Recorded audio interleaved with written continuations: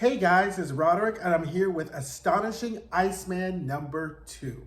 So, I have to say this is turning out to be one of my favorite books out of all the Fall of X series. It's giving us like the best combination of kind of the overarching kind of like fallout of what's happening at the Hellfire Gala with Orcus and the Fall of X with action and character development. So this is like really like at the top of like my favorite book so far with the Fall of X.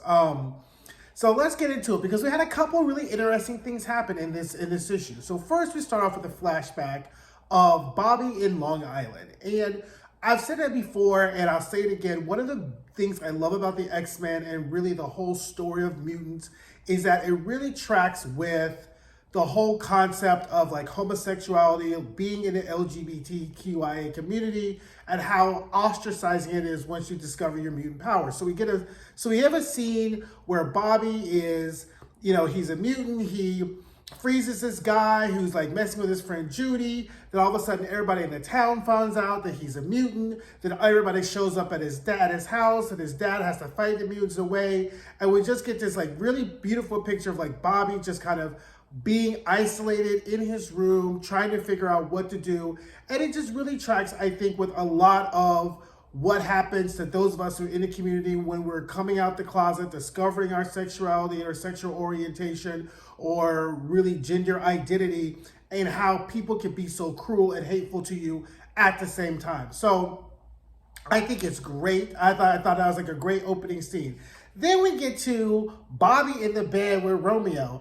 And we're like, is Bobby a bottom? Is Bobby verse? Not that we're bottom shaming here, but you kind of don't have to know, right? So I was like, okay, how's this going on? Anyway, I'm still loving it because I love seeing out gay characters or whatever like that. And so what we find out is, so we get a little bit more in like detail as to how Bobby was able to get reconstituted, right? So Romeo is an Inhuman and he has empathic powers. So based upon his connection to Bobby, he was able to really reform Bobby as a person, right? So that's how Bobby stays solid, is that Romeo keeps him solid and at this like home base in Antarctica or whatever like that. So they're in the bed, cuddling in afterglow, yada, yada, yada. So then Bobby goes in about like his relationship. What is this? I mean, being real needy, which does kind of let me know that maybe he's a bottom and like maybe Romeo blew his back out and now he's kind of catching feelings. And again, we're not bottom shaming, but I was like, Anyway, before we can get into like what the status of their relationship is, Romeo finds out that Orcus is launching an attack in Long Island, okay? So that's where Bobby grew up. And Bobby's like kind of telling him like it wasn't the best place, wasn't anything for him to do. Romeo's like, this is a trap. They're trying to trap you. He's like, well, if they're a trap, then I'm going to go there and find out. And, I really just kind of like this characterization that we're seeing of Iceman. Like, it's lighthearted, it's fun, but it's also him kind of stepping up into his mantle as being an Omega level mutant, of being an X-Men, of really being like, I'm not new to this, So Bobby goes back to Long Island, and Unfreezable Man has Bobby's mom. So Orcus has at least the Sepiad Squad to attack Long Island, and they have Unfreezable Man because he's made out of helium, and helium doesn't freezes. So the whole thought is that this is going to be a person to kind of take out Iceman, right? So as we get into that scene, we get another data page of how the Agent Pequod is really hoping that this squad could take out Iceman because he does not want to have to call into the cleaner, whoever the cleaner is. At this point, we don't know. I'm like, I don't want to call in the cleaner. He's a freak, whatever. So now Bobby arrives in Long Island, and the mayor of Long Island is this guy in high school that he actually froze, right? So he rescues him by like turning like all these different little snowmen or whatever like that, and he kind of like summarily starts taking out the rest of the people in the squad, right? Because he can freeze them.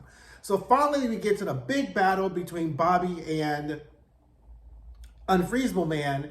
And, and we really get to see a really great display of Bobby's powers, but the problem is that the more he's fighting Unfreezable Man, the harder it is for Romeo in Antarctica to keep him solid. So time is really of the essence here of him trying to stay solid while Romeo's trying to stay him solid, and he has to beat Unfreezable Man who's holding his mom hostage, right? So I was like, this is great. Easy stakes is whatever. So basically all that Bobby does is turn himself into this huge like column of ice vapor, really, and lifts Helium Man into the sky, and he freezes in space, right? Because everything does freeze ultimately at some point.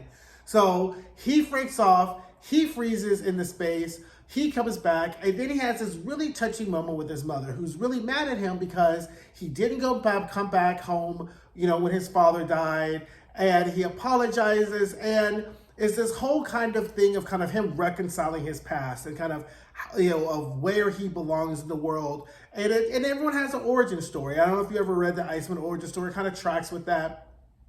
But I found it to be a very good, touching note. We got like a little bit of action, a little bit of sex, a little bit of drama. So it was like all a really good, story altogether. But the kicker comes at the end of the issue is then when now Agent Pequod, seeing that Helium Man is now in space, he's like, just leave him in space.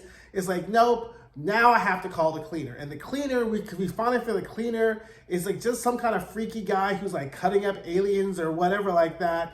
And because Bobby dissipated within Long Island, they tracked his gaseous state to Antarctica. So now they know that he's in Antarctica, and they're going to send the cleaner to go get him in Antarctica, right?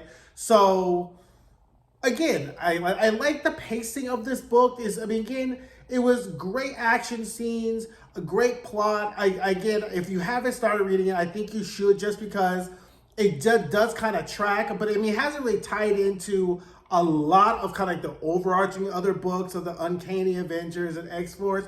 But honestly, Bobby's doing more than some of the other people are, right?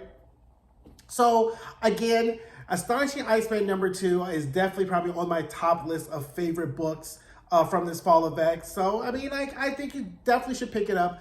Definitely read it. Very easy breezy, lighthearted, fun, action, character, all that you really need in a great comic book, and it kind of stays on pace with the overarching theme. So, anyway, guys, check out some of my other reviews. I will have X-Force coming out this week as well. So, don't forget to like, don't forget to comment, don't forget to subscribe, and I will see you guys later. Bye.